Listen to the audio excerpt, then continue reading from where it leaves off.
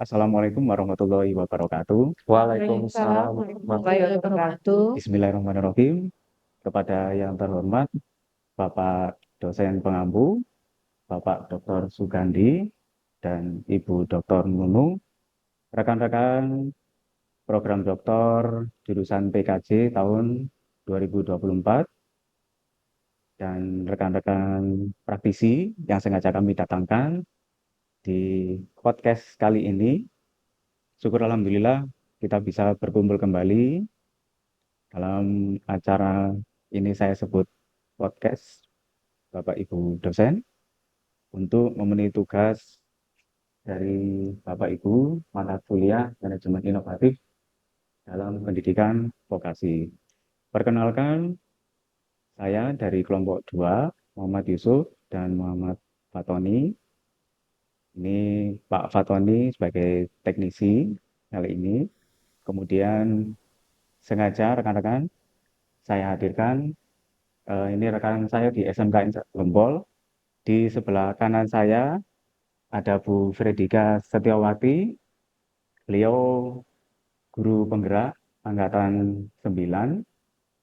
Kemudian di sebelahnya ada Bu Lailatul Mufidah. Beliau ini praktisi dari guru pengampu mapel umum di SMKN 1 Gempol. Dan satu lagi saya menghadirkan rekan saya dari guru produktif, Bapak Yanuar Riko, selaku guru produktif di kejuruan Desain Komunikasi Visual. Baik, Bapak Ibu, materi kami di materi utama sebenarnya adalah The Student in Learning Innovation. Kemudian sesuai dengan arahan Bapak Sugandi dan Bu Nunung, kami kembangkan judulnya menjadi Inovasi Pembelajaran Berbasis Metode Flipped Classroom dan Project Based Learning yang sesuai dengan jurusan kami di TKJ sebagai wujud pembelajaran berpusat pada siswa. Langsung saja Bapak Ibu, di pendahuluan kami breakdown latar belakang dan pentingnya inovasi dalam pembelajaran. Bahwasanya inovasi dalam pembelajaran memang memiliki peran sangat penting dalam meningkatkan kualitas pendidikan, terutama di bidang pendidikan vokasi.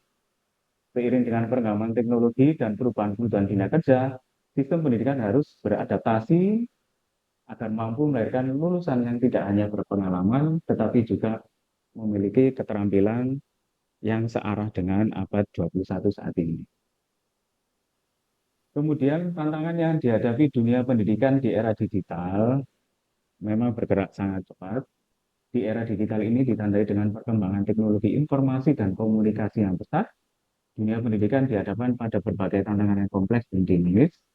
Kemudian perubahan yang cepat dalam teknologi serta kebutuhan kompetensi abad 21 ini menuntut sistem pendidikan untuk bertransformasi secara fundamental.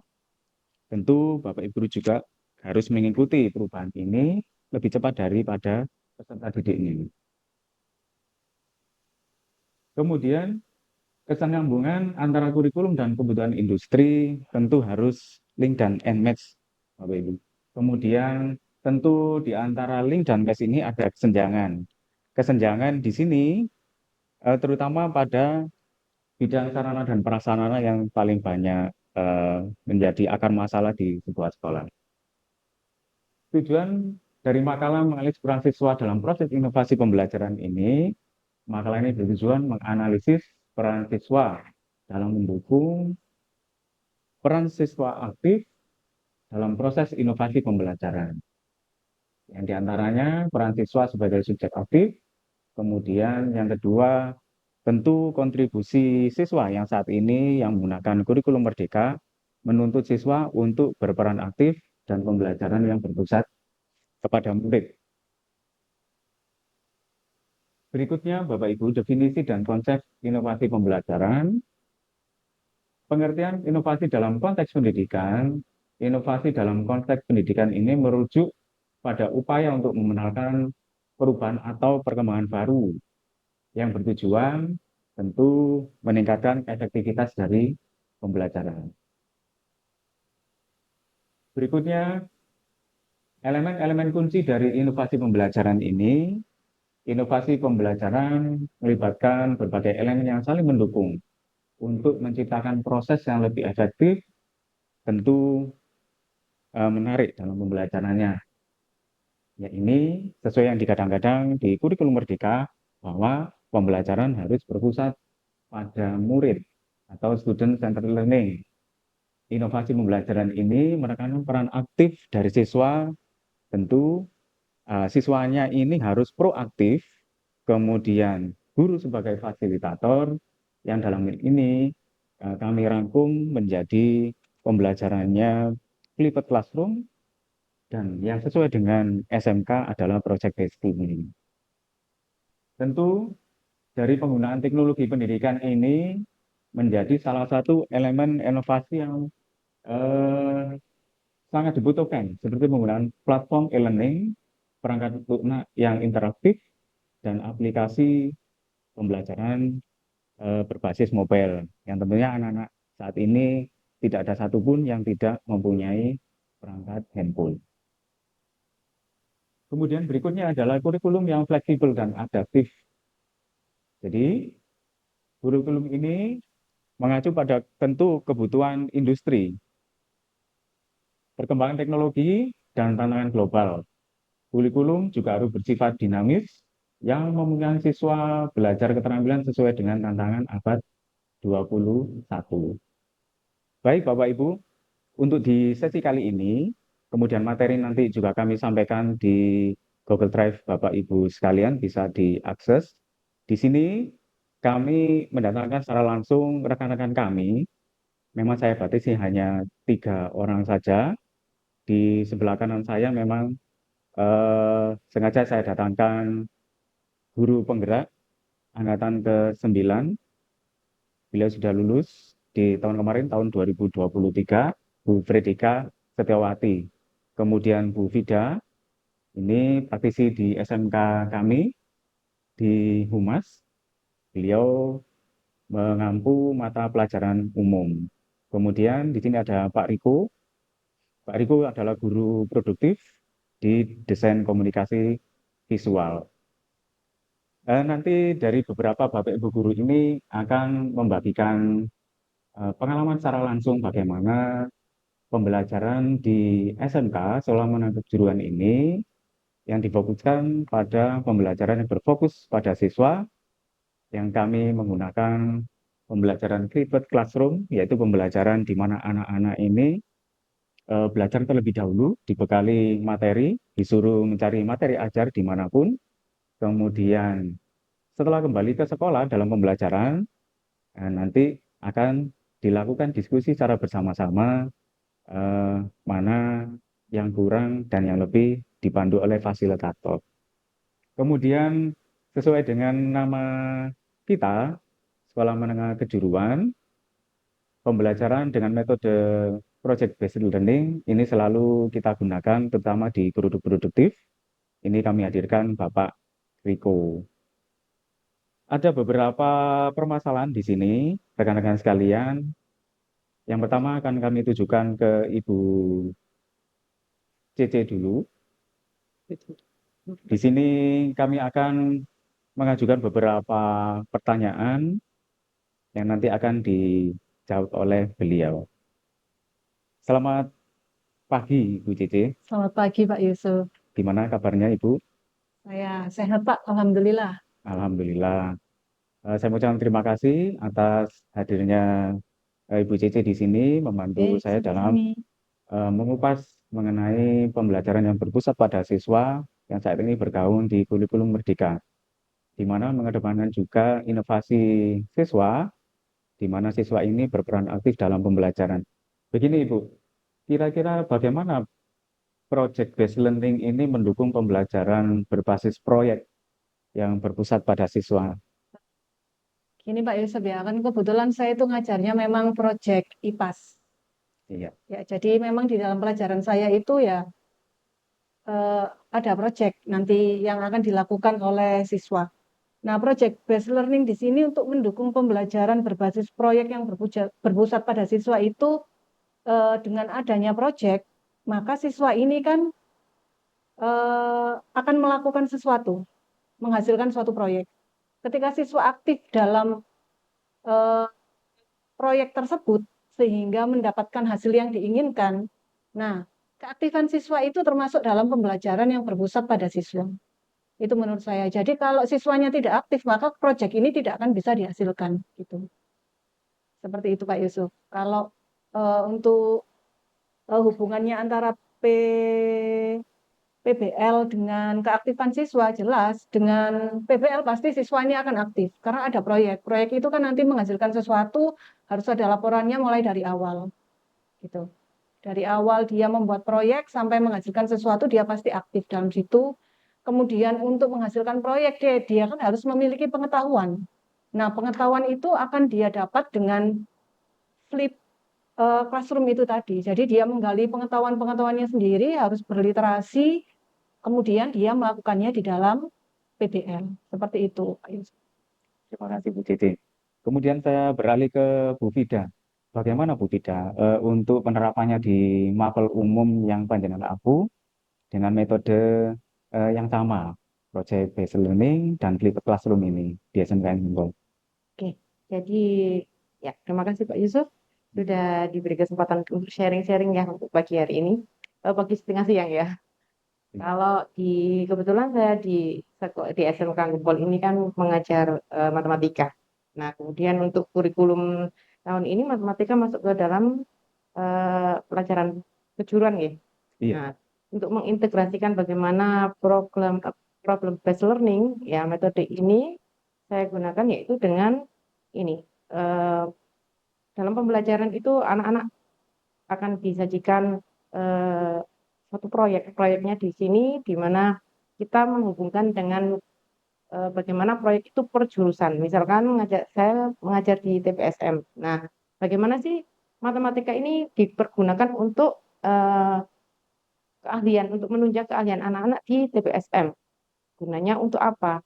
Nanti kita desain sebagaimana mungkin nanti pertanyaan-pertanyaan atau proyek-proyeknya itu akan relevan dengan nantinya itu kompetensi yang akan dituntut untuk dimiliki anak-anak di TPSM. Sehingga nanti pembelajaran matematikanya nanti terasa lebih bermakna gitu. Dan sesuai dengan kehidupan nyata sehari-harinya ya. Misalkan nanti mereka belajar untuk menghitung bagaimana kecepatan roda berputar sesuai dengan waktu sekian, putarannya sekian gitu. Kemudian ya perhitungannya lah kalau saya ikut di pelajaran matematika itu disesuaikan dengan kebutuhan di TPSM. Begitu juga untuk jurusan-jurusan yang lainnya. Gitu. Jadi disesuaikan dengan jurusannya masing-masing. Oh ya, ya harus Ketika Ibu beralih ke jurusan yang lain, ya untuk disesuaikan. memenuhi materi juga yang Iya, lain. kebutuhannya apa kan jelas berbeda antara jurusan yang satu dengan yang lainnya. Iya. Terima kasih Bu Fida. Ya. Kemudian di sini rekan-rekan sekalian dan Bapak Ibu dosen pengampu, saya menghadirkan guru kejuruan. Ada Pak Riko Hardianto. Begini Pak Riko, kalau misalnya kita memang keseharian melakukan pembelajaran secara project based learning, apakah eh, korelasi dan relevansinya dari flipped classroom ini, Pak? Padahal dia eh, dilakukan memang secara keseharian menggunakan project based learning. Baik, terima kasih Pak Yusuf atas waktunya dan memang kalau di kejuruan rata-rata kalau siswa itu memang diajar dengan sistem project based learning. Jadi siswa itu ada sebuah proyek yang harus diselesaikan dengan siswa. Otomatis siswa tersebut juga metode pembelajarannya pasti flip classroom, yang artinya mereka harus mencari, apabila mereka ada problem, mereka harus mencari materi-materi secara mandiri, baik di luar maupun di dalam sekolah. Yang kemudian project based learning pun nantinya disesuaikan dengan kondisi yang ada. Seperti kalau di saya kan ada desain komunikasi visual, di mana di luar sana juga banyak sekali industri-industri yang berbasis desain komunikasi visual. Nah, tentunya project based learning ini yang pastinya mereka bisa mengambil materi-materi dari luar dengan metode flip classroom tadi. kalau nggak salah, kalau yang saya dengar tadi metodenya itu mengambil materi-materi dari luar gitu ya. Iya, Mungkin seperti itu gambarannya kalau di kejuruan Pak Yusuf. baik, terima kasih rekan-rekan sekalian. Kemudian saya ingin menggali lagi, kira-kira kalau tadi memang secara umum, kemudian untuk tantangan ini Ibu, tantangan dari pembelajaran yang sudah dilakukan flip classroom dan project based learning. Tantangannya kalau flip classroom, Mbak ya. Iya, Kan anak-anak itu memang harus menggali pengetahuannya kan. Jadi anak-anak itu jelas harus berliterasi, harus membaca. Jadi mereka dapat pengetahuan itu dari mana ya? Dari mereka sendiri mencari informasi, mencari sumber, atau sumbernya memang disediakan oleh guru. Jadi mereka kan memang harus mempersiapkan diri dulu. Nah, tantangannya kalau zaman sekarang itu Pak, anak-anak itu kan sudah terlalu banyak penggunaan HP, tapi untuk hiburan. Jadi ketika mereka memperoleh materi itu dianggap sangat membosankan. Jadi literasinya anak-anak juga rendah kan kalau kita lihat sekarang. Makanya ketika mereka harus mencari mempelajari dulu, tantangannya ya memang sebenarnya pada diri mereka sendiri. Jadi motivasi intrinsiknya itu kurang kalau menurut saya. Sehingga tantangannya kalau mereka kurang mendapatkan pengetahuan dari diri mereka sendiri, mereka kurang menggali pengetahuannya sendiri, jelas nanti dalam project based learning pengetahuan kurang ya, kurang berjalan dengan baik pembelajaran PBL-nya itu, Pak. Itu kalau tantangannya bagi saya, dari anak-anak sendiri sih. Kalau misalkan dari pengajar itu ya menurut saya pasti sudah memberikan berbagai fasilitas, memberikan sumber belajar. Jadi tantangannya memang penggunaan teknologi yang kurang kurang disikapi bijak sama anak-anak, sehingga mereka menggunakan teknologi ya untuk hiburan mereka, tapi bukan untuk menggali informasi, karena dengan membaca pelajaran, belajar mencari pengetahuan itu bagi mereka terasa membosankan. Itu tantangannya kalau menurut saya. terima kasih Ibu Cece. Kemudian, pertanyaan yang sama Ibu Dika. Kalau di saya ya Pak Yusuf ya itu lebih pada ini, karena flip classroom itu kan kita memberikan dulu ya materi sebelum anak-anak ke sekolah. Jadi katakanlah malam itu kita berikan materi mungkin disampaikan melalui WhatsApp group atau Google Classroom gitu kan. Kendalanya di sini itu ada di akses internet yang dimiliki anak-anak.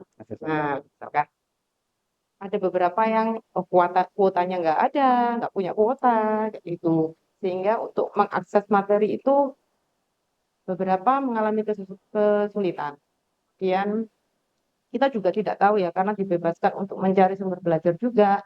Nah, sebagai guru kita tidak bisa memastikan apakah sumber belajar yang didapatkan oleh anak-anak itu sudah relevan atau kualitasnya juga bagus, seperti itu. Kemudian tantangan yang lain juga ada apa namanya, kita harus selalu memotivasi ya.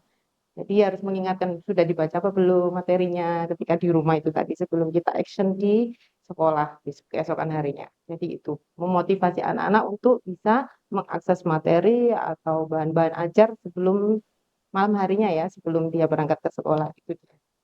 Dari sebelumnya. Iya, kan flip classroom itu seperti itu kan. Jadi malam kita kasih materinya, bahan ajarnya, mereka belajar, kemudian ketika ada masalah, keesokan harinya ketika bertemu, kita diskusi apa masalahnya, kemudian kita sharing-sharing untuk menyelesaikan masalah itu. Nah, tantangannya adalah bagaimana kita bisa memotivasi anak-anak untuk ayo dibuka, dibuka malamnya itu, dibuka, dipelajari itu. Ya, ada aja sih alasannya, nggak bisa buka Bu, internetnya nggak ada, paketannya habis, seperti itu. Itu sih lebih di situ anak. Ini. Itu dari saya. Terima kasih Bu Ida. Ya, Selanjutnya ini pakar produktif ini. Bagaimana kalau menurut Bapak Riko? Kalau di ranah produktif, Pak Yusuf, mungkin tantangannya itu sarana dan prasarana. Kan kita kan berbasis sekolah, berbasis belajar ya. Saran. Tapi kalau di industri kan berbeda. Jadi standar teknologi kan setiap waktu kan berkembang. Katakanlah kita sekarang belajar untuk eh, apa namanya belajar videografi, katakanlah kalau di sekolahan. Kita memberi standar yang seperti ini. Ternyata saat mereka ada project di luar yang standarnya berbeda, kalau sekarang kan semakin high end atau semakin tinggi ya. Nah, itu alat yang kita punya itu masih alat keluaran lama. Jadinya anak-anak untuk mengejar ketertinggalan itu butuh sarana dan prasarana yang sedikit lebih update untuk yang di sekolah. Nah, mungkin kalau di sekolahan kan kita butuh pengajuan dulu, butuh apa namanya penganggaran dulu, pembelian dulu, itu yang bikin apa namanya terhambatnya anak-anak untuk belajar lebih update untuk ke depannya. Mungkin seperti itu Pak Yusuf, gambaran Iya. umumnya. Terima kasih Pak Riko dan rekan-rekan. Kemudian yang terakhir ini ada yang perlu kita sharingkan. Tentu kalau ada tantangan, kemudian kita juga harus mencari solusi ya Pak ya. Kita balik dari Pak Riko, kira-kira solusi terutama untuk SMKN 1 Gempol ini bagaimana menurut Pak Riko? Solusinya mungkin kalau sekarang mungkin sudah apa namanya sudah mulai berjalan. Jadi kemarin itu kan ada program magang dari Dudi ya, atau apa namanya Mitra Studi kalau nggak salah. Nah, itu kita menyelaraskan apa yang ada di industri dengan yang ada di sekolahan. Mungkin itu lebih diperbanyak lagi untuk di sekolah kita Pak Yusuf. Jadi kalau itu kita laksanakan secara efektif, kemungkinan nanti program pembelajaran kita juga sama dengan yang ada di industri. Jadi kemungkinan juga metode flip classroom juga sedikit lebih efisien karena materi yang disampaikan, materi yang dicari anak-anak dengan kebutuhan industri juga bisa sejajar gitu, bisa sama. Mungkin seperti itu. Itu nih. Ya, terima kasih Pak Riko. Kemudian untuk Bu Vida yang mengampu di guru mapel umum yang sekarang sudah diklasifikasikan di guru produktif juga, bagaimana Bu? Solusi untuk tantangan tadi ya Pak ya. Iya, Karena tantangan tadi berupa akses internet ya. Jadi untuk memastikan anak-anak itu memperoleh akses teknologi yang memadai, mungkin saya ini berkomunikasi saja dengan orang tua bahwa untuk memastikan kita sampaikan bahwa di SMK Negeri 1 Gempol itu ada pembelajaran, kita melakukan pembelajaran yang flip classroom ya. Kita jelaskan juga seperti apa model pembelajarannya sehingga orang tua tahu oh ternyata di rumah itu anak-anak butuh fasilitas untuk internet seperti itu. Jadi orang tua dan alhamdulillah orang tua positif Pak tanggapannya. Jadi bisa menyediakan akses itu untuk keberlangsungan proses belajar anak-anak dengan baik ya di rumah. Itu. Jadi menjalin komunikasi saja dengan orang tua secara terbuka tentunya. gitu ya. Terima kasih Bu Vida. Dan terakhir, rekan-rekan dan Bapak Ibu dosen pengampu, di sini ada Bu Cece, guru penggerak angkatan 9. Mohon solusinya Bu, untuk yang ini, permasalahan kita. Ya, solusinya agak berat sih, Pak. Karena berkaitan dengan literasi kan. Beratnya literasi karena rendahnya Iya. literasi anak-anak. Ya, tapi nggak apa-apa. Seberat apapun ya tetap literasi itu harus digalakkan. Jadi karena memang literasinya anak-anak itu kurang mendukung flip classroom ini tadi sebenarnya karena rendah. Jadi karena kan mereka itu apa ya mungkin juga kurang terbiasa dari kecil untuk gemar membaca memang. Ya solusinya itu sebenarnya sekolah sudah mengadakan program literasi kan Pak. Jadi menggalakkan program supaya anak-anak itu gemar membaca.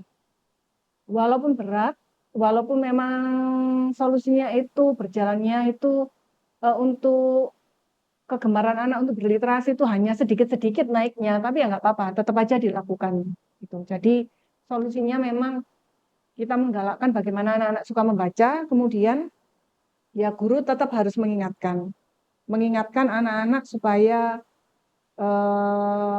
itu tadi apa aktif dalam flip classroom tadi, sehingga ketika pembelajaran mungkin bisa dilakukan dengan guru melakukan tanya jawab dari materi yang telah diberikan supaya anak-anak memang membaca. Seperti itu Pak Yusuf, tanggapan dari saya. Iya. Terima kasih Bu Cece, Bu Vida, dan Pak Riko, Bapak Ibu dosen, Bapak Dr. Gandhi, dan Bapak Ibu Dr. Nunu, dan rekan-rekan program doktor kelas B tahun 2024. Demikian presentasi dari kami yang judul utamanya adalah The Student Engineering Innovation, yang kami bentuk menjadi inovasi pembelajaran berbasis metode flipped classroom dan project based learning sebagai wujud pembelajaran berpusat pada siswa. Demikian kami mohon masukan dari Bapak Ibu dosen pengampu dan rekan-rekan sekalian. Demikian Bapak Ibu, mohon maaf dan saya ucapkan terima kasih atas kehadiran dan kawan panjenengan. Sama-sama Pak Yusuf. Sama-sama Pak Yusuf. Saya akhiri, Assalamualaikum warahmatullahi wabarakatuh. Waalaikumsalam Waalaikumsalam warahmatullahi warahmatullahi wabarakatuh.